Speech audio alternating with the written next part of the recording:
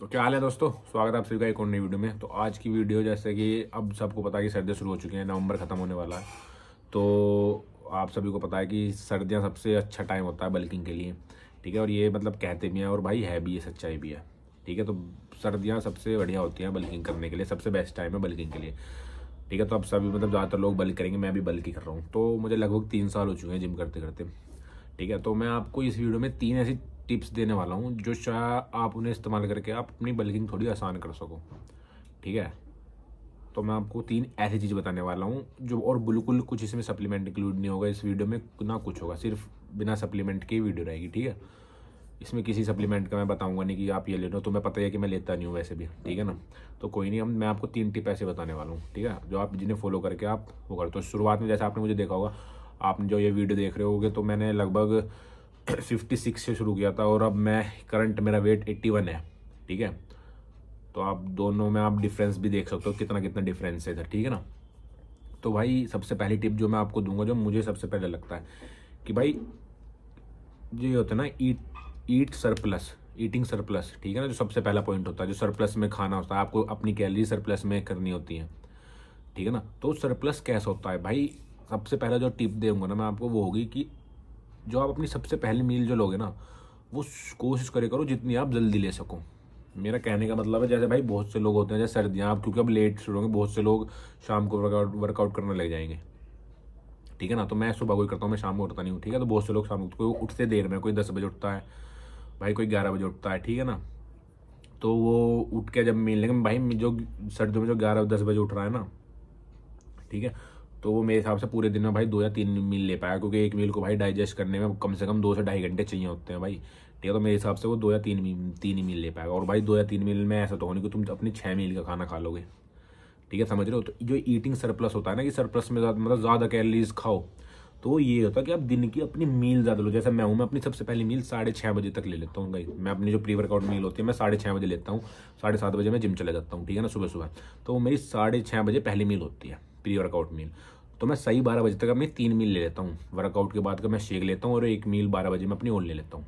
तो मेरी 3 मील 12 बजे तक हो जाती हैं कंप्लीट। तो भाई जो सरप्लस में कहते हैं ना, वो यही होता है कि आप दिन में जो आपकी वो होते हैं ना, कि 5 से 6 मील आप ले पाओ। गर्मियों में तो आप भाई ले लेते हो क्योंकि दिन बड़े होते हैं, और सर्दियों में दिन छोटे होते लगते हैं, ठीक है। तो सर्दियों में थोड़ा मुश्किल हो जाता है।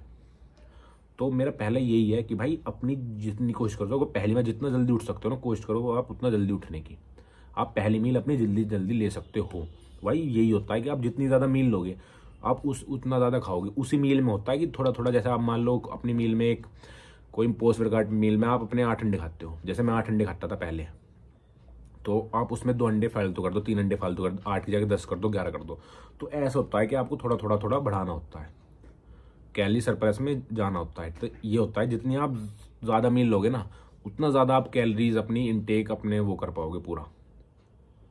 तो इसलिए कहता हूँ कि भाई मैं थोड़ा सुबह को जल्दी उठना शुरू हो जाऊँ, कर दो। तो जितनी आप अपनी जल्दी पहली मील ले सकते हो उतना आपके लिए फ़ायदेमंद है, ठीक है। दूसरा मेरा जो पॉइंट है ना, वो है भाई, जो दूसरा पॉइंट है ये भाई इंपॉर्टेंट, देखो मुझे तो लगता है जो मुझे सबसे ज़रूरी भी लगता है, वो है अपनी लिक्विड कैलोरीज, ठीक है। जितनी आप अपने अंदर लिक्विड कैलोरीज वो करोगे ना, उतनी जल्दी आपको रिजल्ट मिलेगा। क्योंकि भाई मैं करता हूँ, मैं जब शुरू करा था, जब मैंने शुरू करा था लगभग 2 या 4 महीने के बाद से मैंने शेक शुरू कर दिया था, बनाना शेक।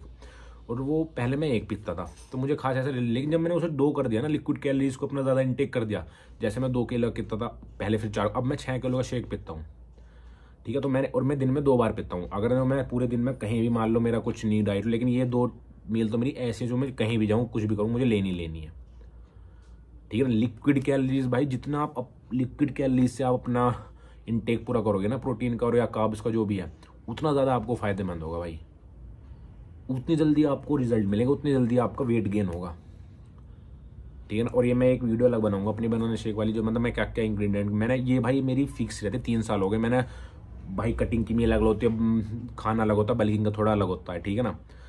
तो मेरा भाई हमेशा से रहा है, मैंने कभी नहीं छोड़ी, चाहे मैंने कटिंग करी चाहे मैंने बल्किंग करी।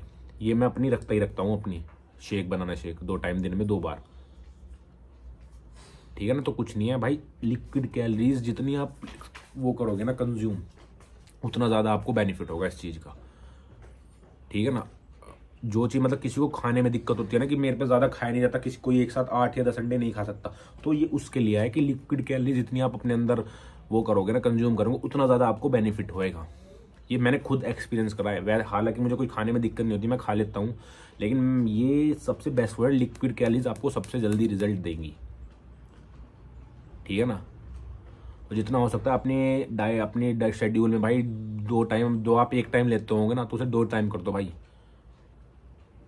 ठीक है ना। और बेस्ट टाइम मैं बताऊँ, पोस्ट वर्कआउट मील के बाद कर दो एक बनाना शेक, क्योंकि मैं सबसे बाद में वही देता हूँ और मुझे अब थोड़े थोड़े अच्छे रिजल्ट मिलने शुरू हुए हैं। मैंने पहले में मैं बाद में पीता था, अब मैंने पोस्ट वर्कआउट मील के बाद कर दिया एकदम तुरंत बाद, और एक कर दिया मैंने फिर दिन में मतलब 5 या 6 के करीब, मैं दिन में 2 बार लेता हूँ, ठीक है ना।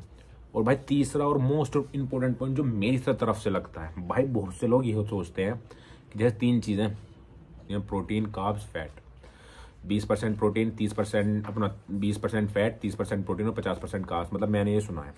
तो भाई जो मुझे जनरल लगता है, जो मैं हमेशा करता हूँ चीज़, अपना भाई कार्ब्स हाई रखो, चाहे आपका प्रोटीन इंटेक, जब आप बल्किंग कर रहे हो तो प्रोटीन इंटेक पूरा हो ना हो, और फैट से भाई कुछ नहीं, मैं अपने कार्ब्स हाई रखता हूँ हमेशा से। मैं प्रोटीन की जब मैं अपनी बल्क करता हूँ, मैं सोचता नहीं हूँ कि भाई मेरा कितना ग्राम प्रोटीन हुआ नहीं हुआ, ठीक है। और हालांकि मैं कभी कैलकुलेट करता भी नहीं हूँ, ये मेरा फैक्ट, मैंने कभी कैलकुलेट अपना करा नहीं प्रोटीन आज तक नहीं, मैं अपने कार्ब्स हाई रखता हूँ। और भाई सर्दियों में तो आपके पास ऑप्शन बहुत, सबसे बढ़िया ऑप्शन आ जाता है शकरकंदी भाई। जैसे मैं सुबह को वर्कआउट से पहले 2 आलू खा के जाता हूँ, तो मैं दिन में 1 बार शकरकंदी ऐड कर दूंगा अपने भाई, ठीक है ना। बहुत ऑप्शन होते हैं भाई, तो मैंने ये सीखा कि अपने कार्ब्स हाई रखो, प्रोटीन की भूल जाओ कि मुझे अपना प्रोटीन इंटेक आपका पूरा हो रहा है या नहीं हो रहा है, ठीक है। मैं यही करता हूँ और अब भी मैं यही कर रहा हूँ। अभी मैंने अपना डाइट चेंज करी है, मैं आपको डाइट भी किसी दिन मतलब बता दूंगा।